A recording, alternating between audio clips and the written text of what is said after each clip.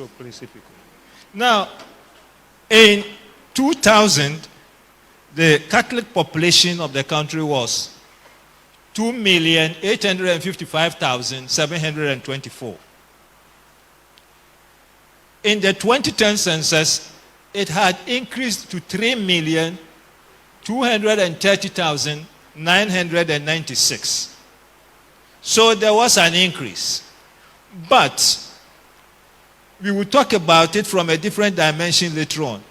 This 2.8 million was 15% of the total population of Ghana.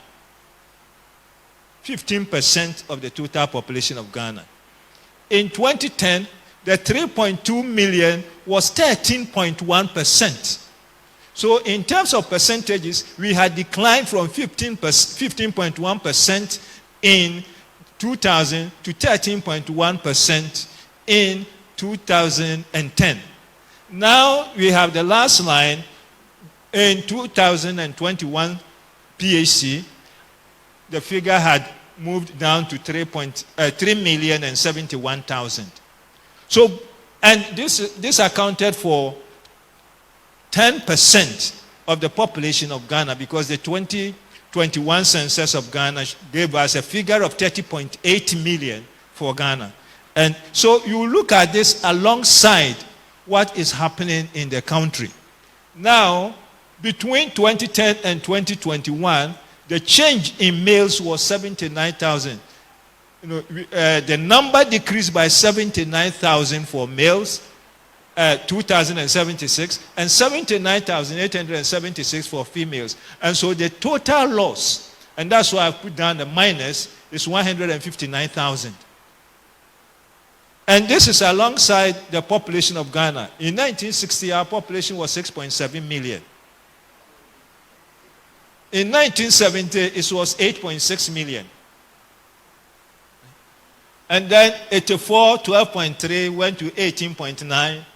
And then 2010, it was 24.7. And in 2021, it's 30.8. Now it's around 33.4. So, you see, the way the population is increasing and ours is coming down. That is the issue. That is the food for thought. And that is something that's why I said I saw that between 2000 and 2010. And unfortunately, the decline continued in 2021. So the challenge is, how do we reverse the trend in 2020 when the next census will be held? Censuses are held every 10 years. So when we are talking about this, we lump things together, and I'm presenting this slide for us also to keep that in mind when we are doing or going through. His Lordship asks about what we are doing for children, what we are doing for adults, and so on. When we count people, now we count from 0 to 99 plus. But then we classify them. When we talk of infants, they are those under 1 year of age. That the person has not achieved his or her first birthday. That's an infant. Then a child is somebody between 1 and 4 years. Adolescent is the second decade of life. That's 10 to 19. And so we are banging around terminologies without looking at the boundaries. So if we say the youth is 15 to 24, and you ask the church, who are the youth in the church, they will show you some people who are 34, 35, and so on. But we know that there are some people, even in our cities, at the age of 35, 36, they are grandmothers. Yeah, if she gave birth at 16 to a daughter, and the daughter also gave birth at 16 or 17, at 32, she's a grandmother. So we really need to think through. Then we have youth, 15 to 24, young adults, 20 to 29, and then for the older people, 65 and above is the aged. But now we are even discriminating between the group. We have the young old, and then the old old. So the young old are 65 to 79. This is because people are now living longer. In 1950, the expectation of life as somebody who was born in 1950 was about 41, 42 years. Now the expectation of life for females in Ghana is 69 years. So a female born today will look forward to living for 69 years, and for a male is 67 years. You are asking why? That is biological. That's how the old man did it. In any society where more women die than men, then the society has a structural problem. The norm is for more women to survive into old age than men. Because even at pregnancy, the sperms-making men swim fast and die early. So it's biological. So these are the boundaries. So when we come to what to do, what do we do for these boundaries? And whether we are respecting these boundaries in terms of what we expect things to be. Now, this is 2000, that's what I was talking about. The Catholics have been fortunate that in the census we isolate Catholics. But then the rest of the Christian groups are put together. So Catholics, we were 15.1%. As I said, we came down to 13.1, now 10. Protestants, we put all of them together. Unless you want to have a special disaggregation, you can go for the data. But at least Catholics, we are there alone. Then we have the Protestants and the Pentecostals. Look at how the years have changed positively. 24.1 to 28.3, and the last census it was 31.6. Look at Islam, right? How, 15.9, 17.6, and 19.9. Then we have the other Christians. The Awoyo, all those people. We classify them as other Christians. And so that's why Catholic, Protestant, Pentecostal, Charismatic, other Christians work out to 73.1% of the total population of the country. Right. So these four groups are put together as the Christian group. Then we have the traditionalists, no religion, then other, those who are in other religions. So the total was 18.9 in 2000, 24.6, and then 30.753 in 2021. So that is the situation. But so if you look at it carefully, where are they? So this gives us a picture of the whole country by region. I've done that for a region. Now, I've colored Ashanti region red because in 2010, the males were 293,000 and their total was 608,000, right? By 2021, Ashantis had reduced to 522,000, right? From 608,000 to 522,000. And if you look at it, all the regions, for some of them, we have these problems. Now, let's look at it more critically for 2010.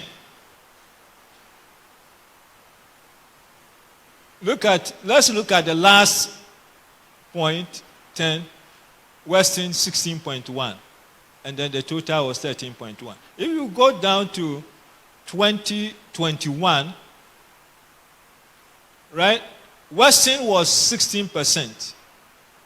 Now, Western North and Western is 11%, Western North 14.1%. Together they don't come close to the 16% that the region had when it was together. So all of them, look, Brahafo is the only region which had an increase, but even the proportion went down. It was 20-something%, now it's 19.8. So all that we are saying is that the numbers are going down. The proportion is going down as well. So for 2010 and 2021, we have a dual decline. Decline in proportion and decline in absolute numbers. And so this is what I showed you. That's why I said that's my summary, which I showed at first. So then now you begin to appreciate this summary.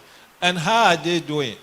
That's it, 15.1. So between 2000 and 2010, there was a decline, an increase of 3% because of the numbers. But between 2010 and 2021, there was a decline of 3.1%. So we have declines, as I said, in both numbers and in proportions. So, what happened? Among females, the one I showed you, there was a decline of 79,000, which implied that females accounted for 13.1% in 2010, but then it came down to 10.1% because of the decline of 79,000, close to 80,000 among females. And for the males, the decline was 79,279, and the decline was from 13.1% in 2010 to 9.8%. What it means is that in 2010, males who were Catholics accounted for 13.1%. But in 2021, males who were Catholics accounted for 9.8%. So the decline even among males is faster than among females. And these are the things that we need. Why is that so? I can't give you an answer, but we deal with numbers. And I was happy when His Lordship talked about doing research, and I'll revisit that later on. But the data available is what I am presenting to you. So, I gave you the overview. So now let's look at decline in both numbers and percentages. In the central, the former Western, former Volta, and Ashanti regions, there were declines in both numbers and percentages. So we have these four regions. Central, I hope you are looking at it. The former Western, former Volta, and Ashanti region. There were declines in both numbers and percentages. Then the next one is increase in numbers, but decrease in percentages. So we have Upper East, Upper West, Northern, Greater Accra, and the former Brown Half regions, all the three together, experiencing increase in numbers, but decline in percentages. What it implies is that although the numbers increased, it didn't commensurate with the increase in the populations of the region. And there are three ways by which a population increase or decrease. That is through birth, death, and migration. Right? And at that age, we cannot attribute to birth and death. So the out is people jumping ship from the church to somewhere else. And that is what we're talking about. We will come to that. Then we have decrease in numbers, but increase in proportions in the Eastern region. Eastern region was unusual. That alone, there was decrease in numbers, but increase in proportions. Then we have the highest increase in numbers occurred in the Upper West, Upper East, and Greater Accra regions. Now, when I met a group, I asked the bishop of that, I can say it, Archbishop Palmabaka, when he was then in Accra. And I asked him whether he had heard of Mandela. Mandela is a suburb in Accra. Mandela didn't exist in 1970. But by 2010, Mandela had a population of over 30,000. Mandela is an area, if you're driving into Accra from Cape Coast, to the left-hand side, facing Accra Mall. That's the area where it is. It didn't have... Bawe had less than 2,000 people in 1960. By 2010, Bawe had 69,000. So how many Catholic churches do we have there? So he was talking about, his lordship was talking about one church using the approach of franchising. UNESCO has a statement that a child should not walk for more than 3 miles or 5 kilometers to access a school. One church in the country has used that to say that somebody should not walk for more than 3 kilometers to access a church. Right? But then we have our parishes, and then the bishops and then the priests will have to walk. And if I want to go to for service, and there is another church, irrespective of whether it's Catholic or not, near my residence, why should I bother? Because for some of them, they will have to take about 2 or 3 trotros. So we even need to think through about the location of our churches vis-a-vis where the population is moving to. So Accra has now become the most populous region in the country. Until 2021, Ashanti region was the most populous. Accra alone now accounts for 17% of the population, and Ashanti region accounts for 16%. So between the two of them, they account for 34% of the total population of the country. And why Accra? Because everything is now going to Accra. And the paper was published 2 years ago, and the title is, "The Cake is in Accra." The cake is in Accra. So why do you want me to sit at Tuabodom or anywhere else? We all know where the cake is. And so Accra has now become saturated. But as you can see, the highest increase in numbers occurred in Greater Accra. But it is not in consonance with the increase in numbers in the region. So your lordship, we have a task in looking at where the people are moving to. In fact, some of the old areas like Fadama, the density is about 1,000 people per square kilometer. So you don't even have space to build a chapel. But then we will have to find a space to do something to reach our people. Then, so where do we go from here? If we have all these figures available to us, where do we go from here? And in fact, when His Lordship was talking, I thought we conferred. I visited the website of the seminary to have a look at what is there and what things are going on. First, I looked at the vision. It says what? To help form priests who will fit well in the universal church and also become vibrant to the Ghanaian and African context. People who will help sustain the dignity of human beings and enhance the created order. A vision statement should be short and crisp.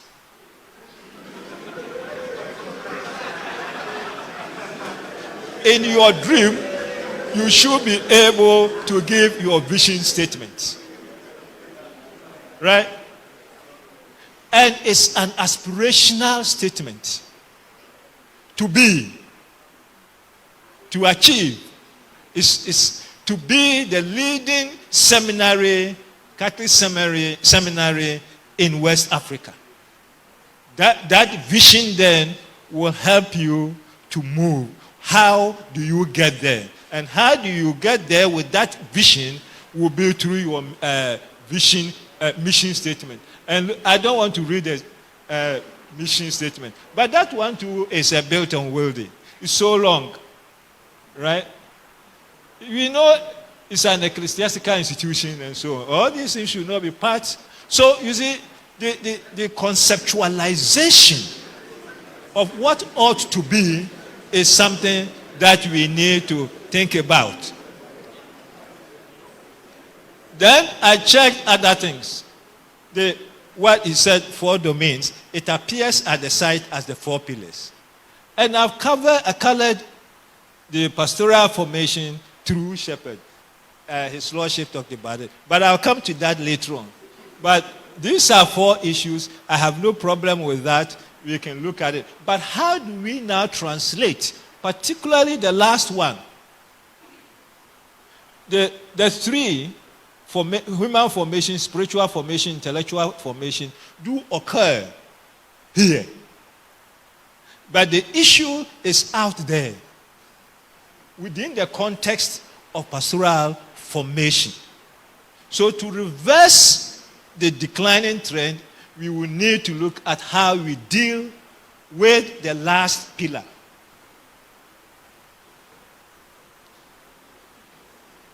I also looked at the structure of the programs.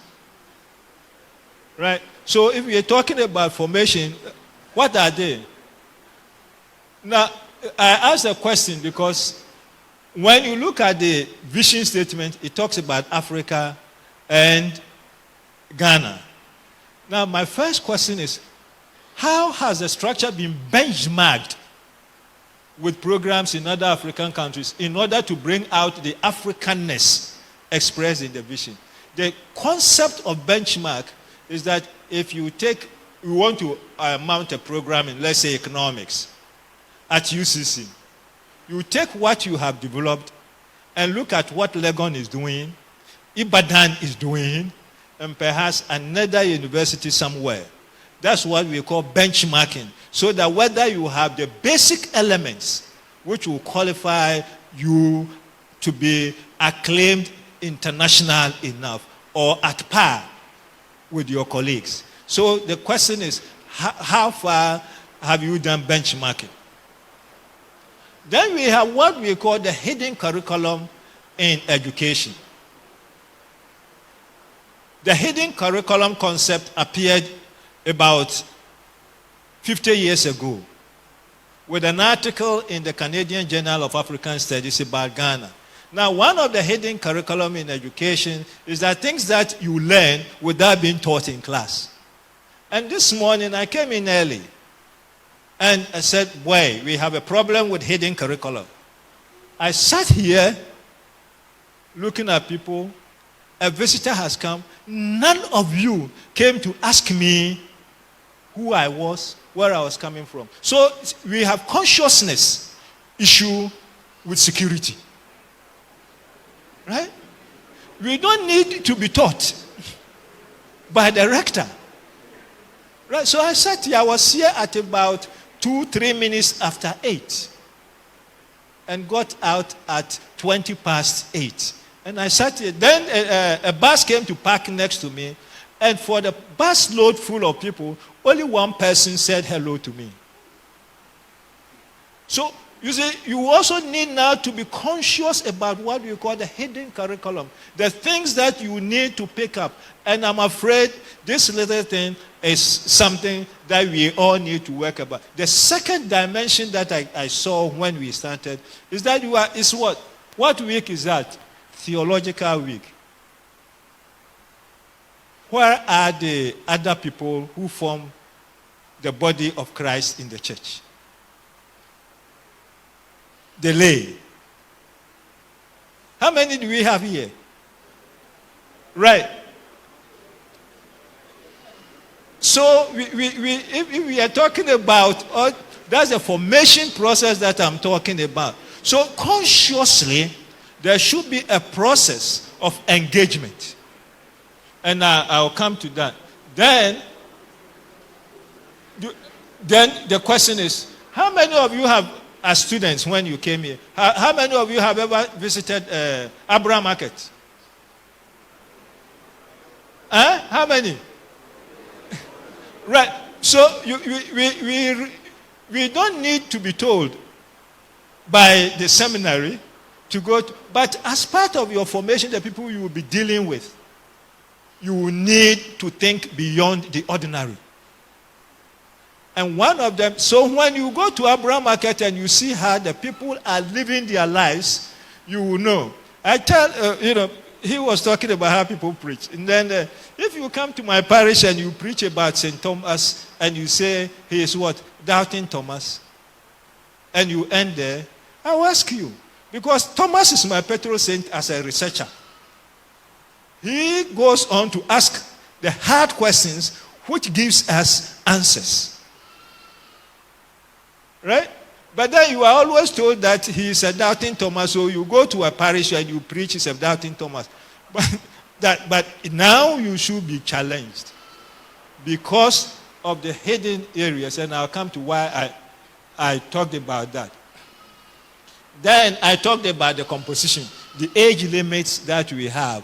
How far have we looked at this? So my question is, are there specializations, particularly when you go into your final year, about age cutoffs? Are there specialized, those who will be interested in the aged, for instance? The period 2021 up to 2030 has been declared by WHO as the decade of healthy aging. And healthy aging because people are, as I said initially, people are living longer. When you go to our churches, who are dominating, especially in the rural communities, the aged, what are we packaging for them? So then, we should begin to think about these age limits and some kind of activities. It was said that I teach in the School of Jesus. Yes, I've been doing that for about 25 years now. And you know why I got in? At the university, the priests were coming in with all their philosophies and all those things, the explanations, the Latin words and their meanings and so. And I said, even me, at times I have a problem. What about these little children? So I will start teaching them. That was how I started with School of Jesus. And at that time, they were called Sunday School. And I had the privilege of meeting them at a function at Elmina. And the church even has a problem with nomenclature. Right? Some call it the School of Jesus. Some call it Sunday School. Then some call it Children's Service. What are we calling it? Right? What are we calling it? So we even need to do, as he said, some kind of introspection as we journey along, as he talked about, in terms of what we do. Now, when I also looked at your structure, this is what I saw, and I was happy with them. Social psychology, research methods, beyond the theology and all those things. I picked these things. Guidance and counseling, music, African traditional religion, development and underdevelopment. And I put a question mark under development and underdevelopment. Because the concept was used in the 1960s and it's no longer used. Right? Now we are talking about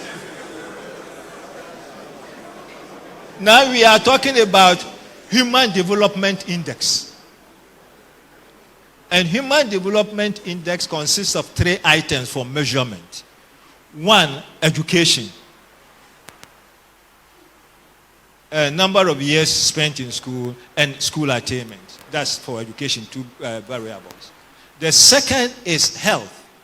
And the health measurement is by expectation of life at birth. So as I said, females 69, males 67. And then the third is standard of living.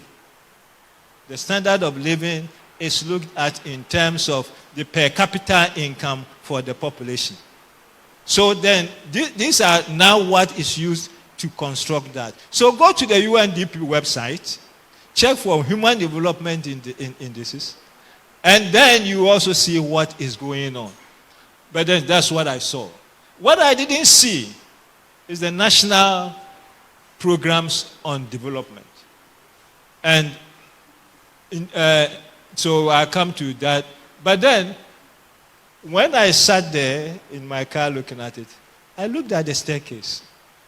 How would somebody in the wheelchair enter this room. Right.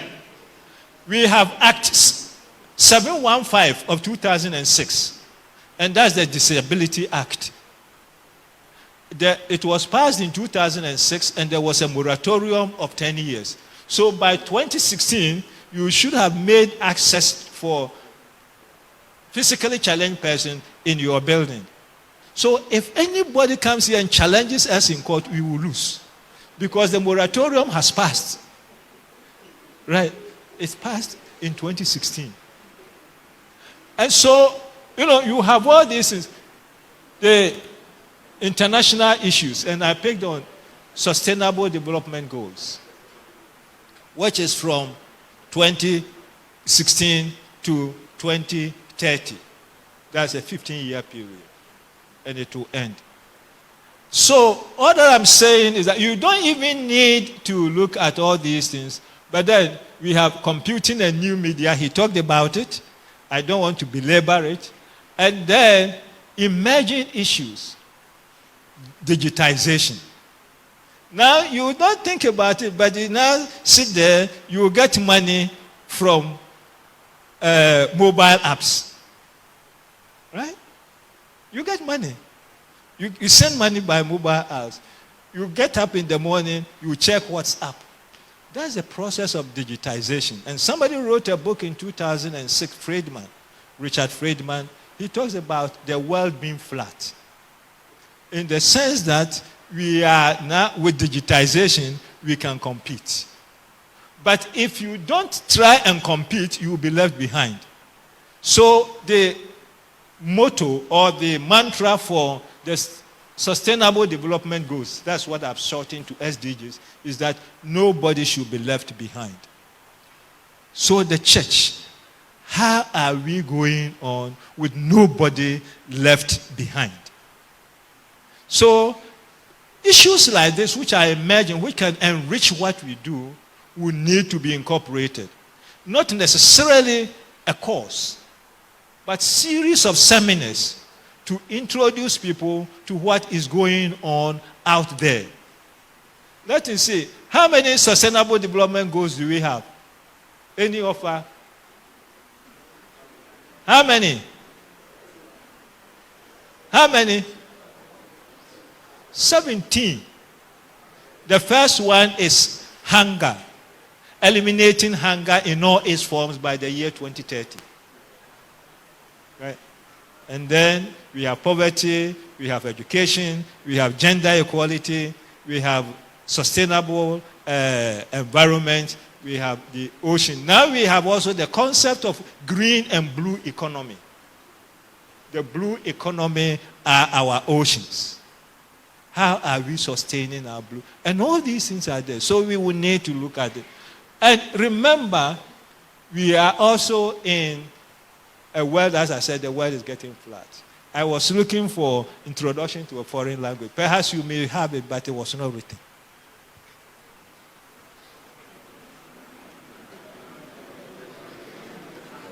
And so I titled what I'm going to add as Views from the Pews. Those of us sitting in the pews. Right? The first is, when you interact with some of our priests, see you on Sunday. So we have the see you on Sunday approach.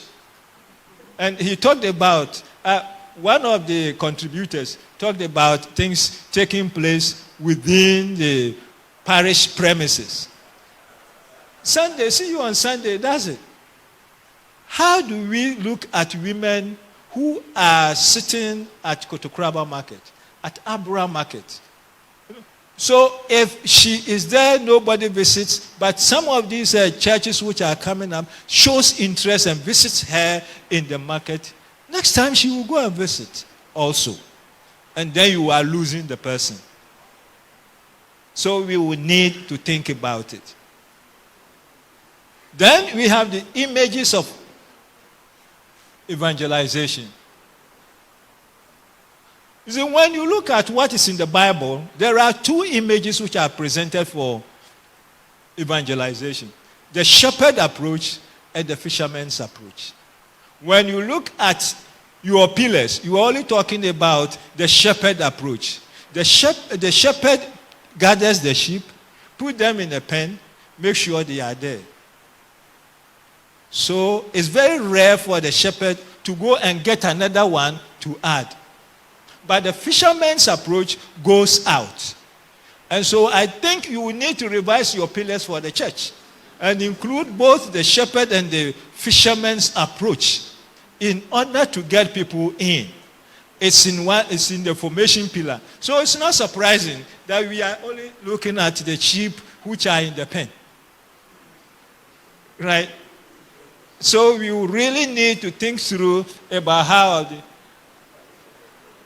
And then, organization for further catechesis. His Lordship talked about it. But then, after confirmation, what next? If the person is lucky to marry in the church, then there is another set of catechesis. But even that, I have friends who have left. Because given the things that are happening, some of my friends have their partners somewhere else. And they want to marry. And the priest insisting that they come for, what do you call it? Counseling together. And one was then said, if that is what you are going to do, then forget about the marriage. I'll go and marry somewhere. And he left. So, people think about things. He talked about routinely, right? We have the 3 R's. Repetitive, routinely, and ritualistic. Right? So we have the 3 R's. Some people will tell you the 3 R's in the Catholic Church. Routinely, ritualistic, and repetitive.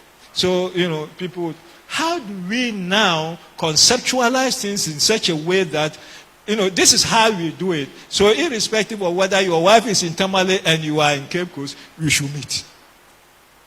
It's not going to make sense. And we need to look at this.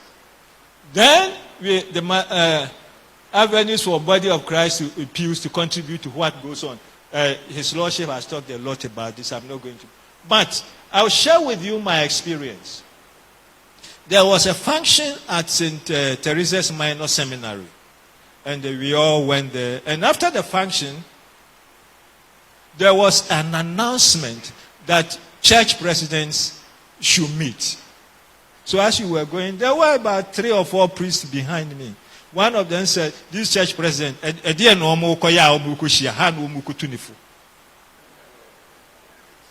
I resisted the temptation of turning to look at the person such that I don't respond.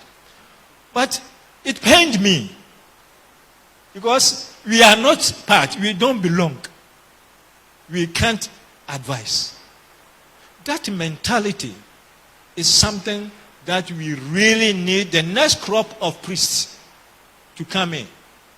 And then we see how we share knowledge and information. So that comes to the second. So gone are the days when priests were the most knowledgeable in our communities. Right? So remember that, His Lordship talked about it. So we have the training of priests to embrace the concept of long life learning. And then I've talked about Sustainable Development Goal 4. The Sustainable Development Goal 4 has a section, a target on lifelong learning. Let's have a look at it. Then one of the things I have observed in the church is that Christian mothers, when they are going, they sew Christian mothers' dress for their 6, 7-year-old daughters, and they follow. And they say we have numbers in Christian mothers. Is that what we need to do?